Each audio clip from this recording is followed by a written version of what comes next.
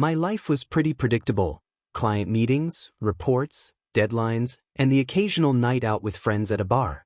I never imagined a corporate reception, which my boss practically forced me to attend, would spark something far bigger than a new deal. Hello, dear friends. In this story I'm going to share how one business event turned my life upside down. My name's David, I'm 32, and I work as a public relations specialist at a marketing firm in Chicago.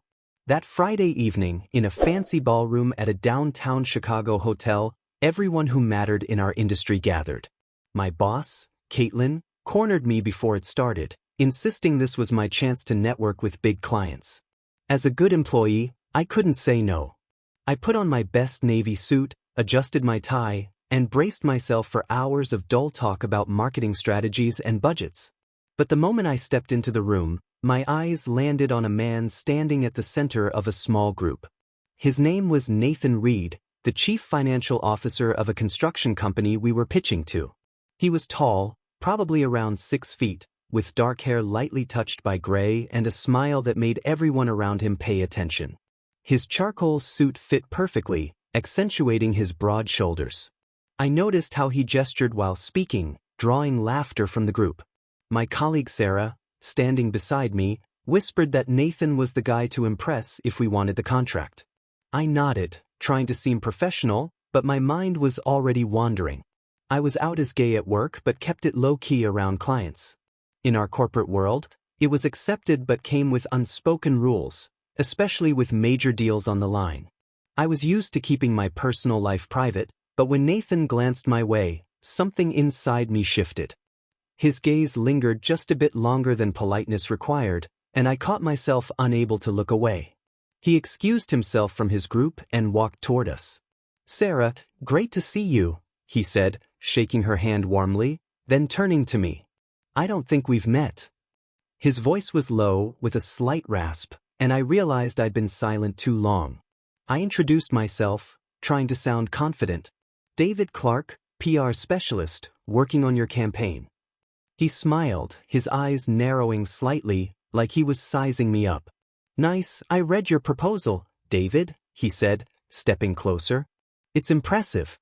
Care to go over some details over a glass of wine?" I nodded, though inside, everything screamed this wasn't just business. We moved to the bar, and while he ordered drinks, I stole glances at him, faint stubble on his cheeks, neatly tied tie, confident movements. Our talk started with the campaign but soon veered into personal territory. Nathan asked how I ended up in Chicago, and I shared about moving from Cleveland after college. He listened closely, asking questions that showed he genuinely cared. As the night wound down, he handed me his business card. His fingers brushed mine, sending a warmth through me that had nothing to do with the room's temperature. "Call me if you want to keep the conversation going," he said, looking straight into my eyes. "It doesn't have to be about work." I went home with his card in my pocket and a feeling that this night had changed something big. I didn't yet know it was just the beginning. After that party, I couldn't stop thinking about Nathan for days. His business card sat on my desk and I kept picking it up, debating whether to call. At 32, I trusted my instincts, but this felt too risky. Nathan wasn't just a client. He was the chief financial officer of a company we desperately wanted to sign. Still, on Wednesday evening, sitting in my Lincoln Park apartment, staring at Chicago's lights outside, I dialed his number. He answered almost immediately, and his voice, low and warm, made my heart race. "Glad you called, David," he said, and I caught a hint of a smile in his tone. "Want to meet tomorrow? I've got ideas for your campaign, but I'd rather talk over dinner, not in an office." I agreed, though I knew it wasn't just about work. We settled on a small restaurant in the West Loop, which Nathan described as cozy with great wine. The next evening, I wore dark jeans and a white shirt, aiming for casual but picking every detail carefully. When I walked into the restaurant, Nathan was already at a table by the window. He wore a black sweater that hugged his frame, and his dark hair was slightly mussed, like he'd just run a hand through it. His gaze, when he saw me, was as intense as that first night. "You look great," he said, standing to shake my hand, but his fingers lingered on mine a little too long. A warmth spread through me, and I tried to hide how much it rattled me. We started talking about the campaign, but the conversation quickly turned personal. Nathan shared that he'd moved to Chicago from Denver 10 years ago for his current job. I told him how I dreamed of being a journalist in college but chose PR for stability. He listened, head tilted slightly, his eyes locked on mine, even when he sipped his wine. At one point, he leaned closer, and I caught a faint whiff of his cologne, something woody and warm. "You know, David, you don't seem like the typical corporate guy," he said, his voice dropping, almost intimate. "There's something real about you." I smiled, but inside, everything tensed. I wanted to say something light, but instead I asked, "And you? Are you always this confident, or is that just for show?" He laughed, but there was a hint of vulnerability in it. "Confidence is part of the job," he admitted, staring at his glass. "But life's messy. I've got responsibilities, a family." I froze, waiting for more. He paused, then met my eyes. "I'm married, David. To Laura, for 15 years. We have a son, Evan, he's 10. But our marriage, it's not conventional. Laura and I agreed we each have our own personal lives. She knows I'm attracted to men and accepts it." I tried to process his words, feeling a mix of curiosity and unease building inside. His openness was disarming, but I wasn't sure I wanted to dive into something this complicated. "How does that work?" I asked, trying to sound calm. "You date someone and she doesn't mind?" "She's more than okay with it," he said, and his hand brushed mine on the table, sending a jolt of warmth through my skin. "She wants me to be happy.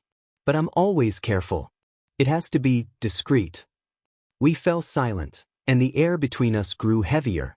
His fingers still touched mine, and I didn't pull away, though I should have. Instead, I looked at him, noticing how the candlelight flickered in his eyes. "Why are you telling me this?" I asked quietly. "Because I like you," he said, his voice so sincere it melted my resistance. "And I want you to know what you're getting into if you choose to keep going." I didn't answer right away, but when we finished dinner and stepped outside, he offered to walk me to my car. The Chicago night was chilly, and we walked close, our shoulders nearly touching. At my car, he stopped, and for a second I thought he might kiss me. Instead, he just looked at me, his breath visible in the cold air. "Call me if you want to meet again," he said, his hand gently squeezing my shoulder, leaving a feeling that lingered long after he walked away. I couldn't stop thinking about Nathan after our restaurant dinner. His words about his marriage and open life with Laura spun in my head, stirring both curiosity and unease. At 32, I was used to steering clear of messy situations, but something about his gaze, the way he touched my hand, pulled me to him like a magnet. A few days later, he texted, suggesting we meet again, but not at a restaurant, at his place. He said he wanted to cook dinner and discuss our campaign in a relaxed setting. I knew it was more than just dinner, yet I agreed, my heart racing at the thought alone. On Friday evening, I stood outside his apartment in a high-rise in the South Loop, clutching a bottle of red wine I'd brought as a polite gesture. I wore a dark gray shirt and jeans, aiming for casual, but my nerves were on edge. When Nathan opened the door, I nearly forgot how to breathe. He wore a black t-shirt that hugged his shoulders and light pants, his dark hair slightly damp, like he'd just stepped out of the shower. His smile was warm, but his eyes held something that made my palms sweat. "Glad you made it, David," he said, stepping aside to let me in. "Hope you're hungry. I'm making steak." The apartment was spacious, with large windows showcasing Chicago's twinkling lights. It felt modern but cozy. A leather couch, a wooden table, a few photos on a shelf where I spotted a smiling boy, probably Evan. Nathan led me to the kitchen, where the smell of grilled meat and spices filled the air. He poured us wine, and while he finished cooking, we chatted about work, but I could barely focus. His movements were so confident, chopping vegetables, stirring sauce, and I caught myself staring at his hands longer than I should have. When we sat down to eat, the atmosphere grew even more charged. Nathan sat closer than necessary, and his knee brushed mine under the table. A warmth spread through me, and I tried to focus on the food, but his gaze, attentive and warm, made it nearly impossible.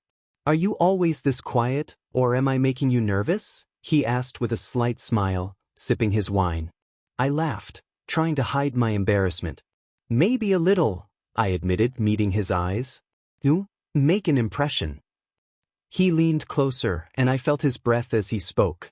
Good, because you do too, he said softly, his hand slowly resting on mine on the table. His fingers were warm, and the touch sent a shiver down my spine. We fell silent, and I noticed his gaze drop to my lips. I knew I should say something to break the moment, but instead, I leaned closer. He didn't pull back, and for a second, I thought he'd kiss me. But he stood, clearing the plates, and suggested we move to the couch with our wine. We sat close, so close I could feel the heat of his body. The conversation turned more personal.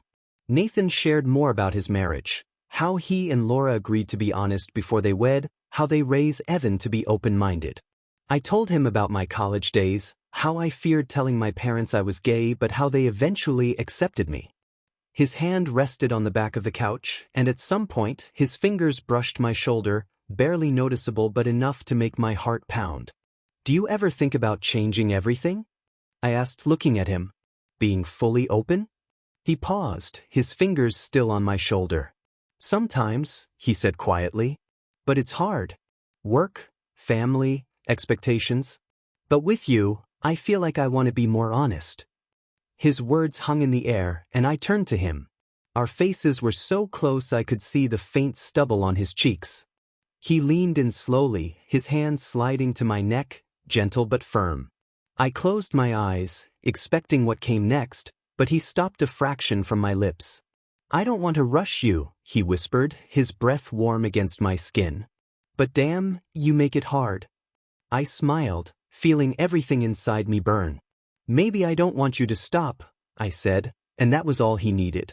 He moved closer, his hand slipping to my waist, pulling me in.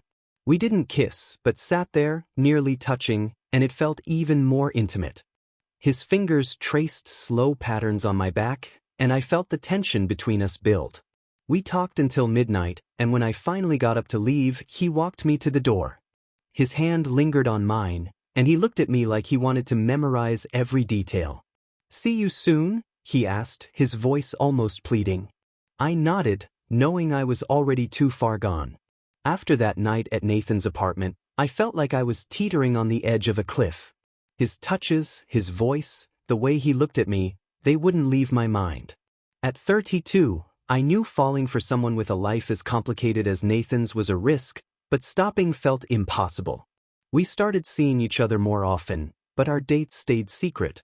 At the office, I pretended everything was normal, discussing the campaign for Nathan's company with colleagues, but every time he showed up at meetings, my heart skipped. His professional confidence, subtle smiles, and fleeting glances nobody else noticed turned every workday into a test. We met 2 or 3 times a week, usually at his place or in small restaurants in Chicago's quieter neighborhoods where no one knew us. One evening stood out as a turning point. Nathan suggested dinner at his apartment, saying he was tired of the city's hustle and wanted something quiet. I arrived in the South Loop with a bottle of wine, feeling that familiar nervous thrill. When he opened the door, he looked relaxed. A dark shirt with rolled-up sleeves, faint stubble on his cheeks, eyes that seemed to glow when he saw me. Come in, I've got everything ready, he said, his hand brushing my back as I walked past. It was a brief touch, but it set my skin on fire.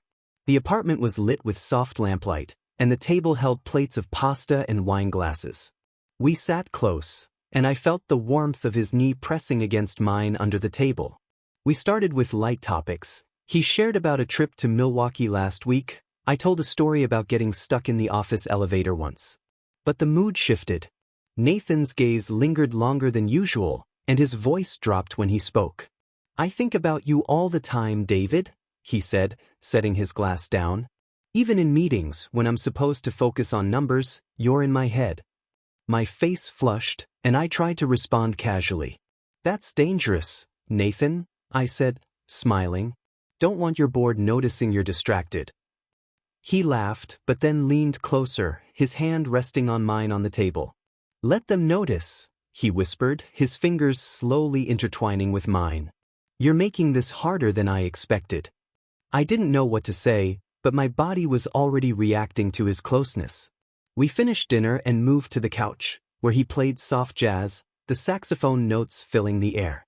We sat so close I could feel the heat of his shoulder against mine. His hand rested on the couch's back, and soon his fingers brushed my neck, barely noticeable but enough to make my breathing uneven. I turned to him, and his face was so close I could see every detail, faint lines around his eyes, dark lashes, a hint of a smile. "Do you know how hard it is to hold back?" he asked, his voice almost hoarse.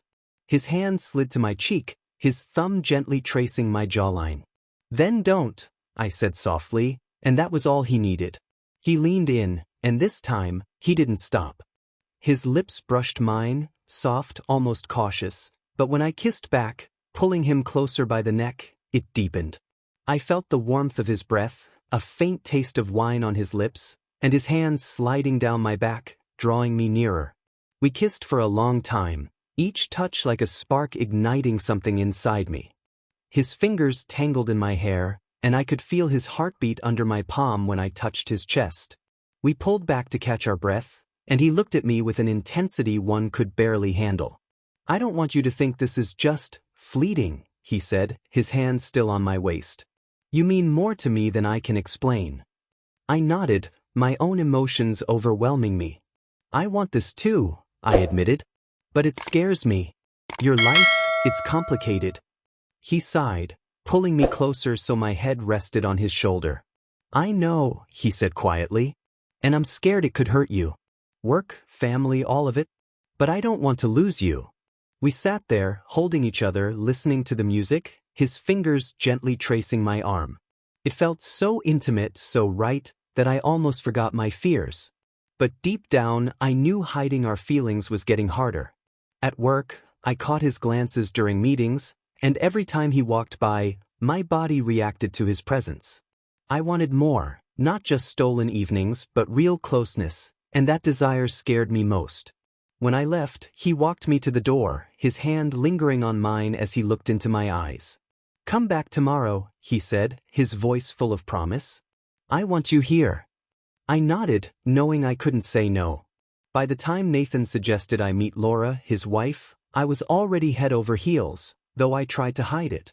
Our secret evenings at his apartment, long talks, and moments of closeness that grew bolder had made him part of my life. But the idea of meeting Laura, the woman who knew about us and, according to Nathan, supported him, filled me with a mix of curiosity and dread. At 32, I'd never been in a situation like this, and the thought of dinner with my lover's wife felt like stepping into another world. Nathan assured me it would be casual, but I couldn't shake the feeling that this was a test. The dinner was set for Saturday at their home in Evanston, an hour's drive from Chicago. I wore a dark green shirt and black pants, aiming to look presentable but not overly formal. When I pulled up to their house, a two-story place with a neat lawn and large windows, my heart was pounding like I was heading into a job interview. Nathan met me at the door, and his smile eased my nerves a bit. He wore a light sweater that hugged his frame, and his hand lingered on my back as he led me inside. "You okay?" he asked quietly as we walked to the living room. "I know this is weird, but Laura really wants to meet you." I nodded, though inside, everything screamed I wasn't ready. Laura came out of the kitchen, and I instantly saw why Nathan spoke of her so warmly. She was tall, with short blonde hair and an open smile that made her seem like someone you could trust. She wore a simple blue dress and held a glass of wine, which she offered me right away. "David, finally," she said, shaking my hand. "Nathan's told me so much about you. I feel like I already know you." Her voice was warm, without a hint of awkwardness, and it calmed me slightly. We sat at the table, where plates of roasted salmon and vegetables were already set. Evan, their son, was at a friend's sleepover, so it was just the three of us. The conversation started light. Laura shared about her work as a lawyer. I told a story about a recent project at the office. But I kept feeling Nathan's gaze, and every time his leg brushed mine under the table, I tried not to show how much it stirred me. After dinner, we moved to the living room, where Laura played soft music. Nathan sat next to me on the couch, so close I could feel the warmth of his thigh. Laura sat across from us, sipping wine, her gaze attentive but not judgmental. "I'm glad you're here, David," she said, setting her glass down. Nathan lights up when he talks about you, and I wanted to see who's making him smile like that. My cheeks flushed, and I glanced at Nathan. He smiled, and his hand slowly rested on mine, right in front of Laura. It was a bold move and my heart raced. His fingers intertwined with mine, and I saw Laura give a slight nod, as if confirming it was okay. I just want everything to be honest, she continued. For Evan, for our family. But I see you're important to Nathan, and that makes me happy. I nodded, searching for words. Thank you, Laura, I said quietly. This is new for me, but I appreciate your openness. She smiled, then stood, saying she'd make coffee. When she left, Nathan turned to me, his gaze more serious. You okay? He asked, his hand sliding to my neck, gently brushing my skin. I know this is a lot. I leaned closer, feeling his breath on my face. I'll manage, I whispered, and his lips met mine in a brief but deep kiss. It was risky with Laura in the next room, but that made it all the more thrilling. His hand moved to my waist, pulling me closer, and I felt his fingers lightly grip the fabric of my shirt. We pulled apart when we heard Laura's footsteps, and I tried to look composed, though my heart was still racing. The rest of the evening was warm. We drank coffee, talked about summer plans, and Laura even joked I should teach Nathan to cook something besides pasta. But I kept feeling his presence, his hand brushing mine, his gaze saying more than words. When I got ready to leave, Nathan walked me to my car. The night was cool, and he stood so close I could see his breath in the air. Thanks for coming, he said, his hand resting on my cheek. It means a lot. I smiled, warmed by his closeness. I want to be part of this, I said. With you. He leaned in and kissed me again, slow, like he was savoring every second. His arms wrapped around me, and I felt his warmth through my clothes. We stood there for a moment before I got in my car, knowing this night had made our relationship feel more real. Our relationship with Nathan was growing stronger, but I felt the shadow of his other life looming over us. At 32, I was used to love requiring compromises, but hiding our feelings was getting harder. We spent evenings in his apartment, lost in talks and touches, but every time he left for Evanston to be with his family, I felt an emptiness. Everything changed when Nathan told me his parents were coming from Denver for 2 weeks. He said he'd need to spend more time at home to keep up the perfect husband act, and our meetings would be fewer. It was the first real blow, and I wasn't ready for how much it would hurt. That evening, before their arrival, Nathan invited me over. I arrived in the South Loop, feeling a mix of desire and anxiety. He opened the door, looking tired, a dark t-shirt slightly wrinkled, hair mussed, but his eyes lit up when he saw me. Come in, he said, his hand brushing my waist as I passed, lingering just long enough. That touch was like a spark, and my body reacted instantly. The apartment was dim, with only one lamp glowing in the living room, casting soft shadows. Nathan poured us whiskey, and we sat on the couch, so close our knees touched. I felt the heat of his body, and every time he lifted his glass to his lips, I couldn't stop staring at his neck, the faint stubble making him even more magnetic. We started talking about work, but the conversation soon turned serious. I hate this, David, Nathan said, setting his glass down. Pretending for my parents, for everyone. I want to be with you, not hiding. His voice trembled, and I saw a vulnerability he rarely showed. I leaned closer, and his hand rested on my neck, gently pulling me in. Then don't pretend, I whispered, and his lips met mine in a kiss that was both tender and desperate. His hands slipped under my shirt, touching my skin, and I felt his fingers slowly trace my back, like he wanted to memorize every curve. I pulled him closer, my hands tangling in his hair, and we lost ourselves in that moment, where nothing existed but us.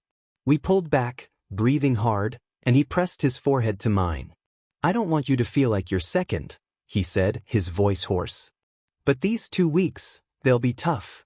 I nodded, his words squeezing my heart. We lay on the couch, his arm around me, my fingers gently stroking his shoulder. His breath was warm on my neck, and I felt his lips brush my skin, leaving soft, almost imperceptible kisses. We didn't speak, but every touch was a promise we'd get through.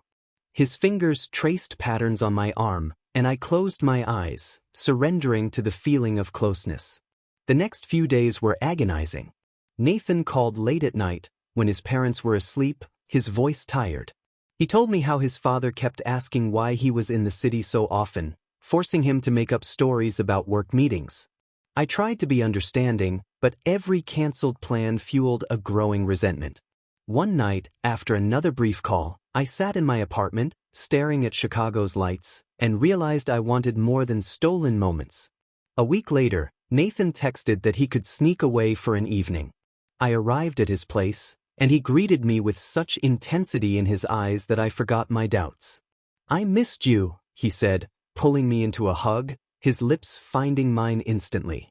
The kiss was hungry, like he was making up for all the lost days.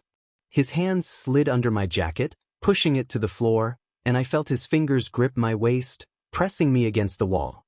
We kissed until we were breathless, his breath hot on my neck as he whispered, "I can't do this without you, David."